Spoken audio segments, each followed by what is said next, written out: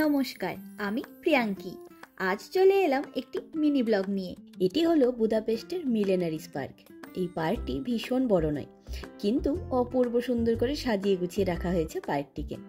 এছাড়াও এই পার্কে একই সাথে অনেক কিছুর স্বাদ পাওয়া যায়। চলুন সবটা একসাথে ঘুরে দেখি। এই পার্কে প্রবেশ করার সাথে সাথেই সবার আগে চোখ পড়েছে অপূর্ব সুন্দর লাল টুকটুকে এই গাছগুলির উপরে, তাই সবার আগে আমরা সেদিকেই এলাম। তবে শুধু এই গাছগুলি নয়, চারিদিকটা দেখুন, শুধু কত রঙের মেলা এখানে।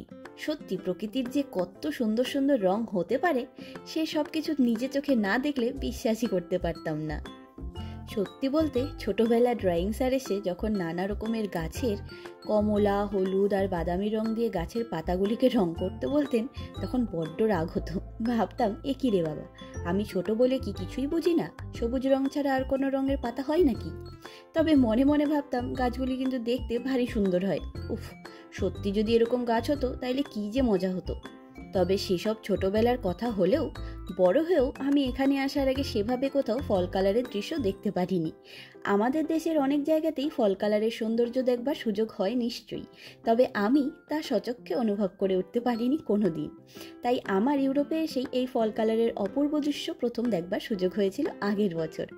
তবে আগের বছর আমি এই সময়টির আলাদা করে কোনো ব্লগ বানানোর কথা আমার মাথাতেই আসেনি। তবে এই বছর ভেবে রেখেছি বুদাপেস্টের নানা পার্কগুলি এই সময় কি মোহময়ী রূপ ধারণ করে তার কিছু সুন্দর অভিজ্ঞতা আপনাদের সাথে ভাগ করে নেব। আর সেই কারণেই আজকের এই পার্কে আসা।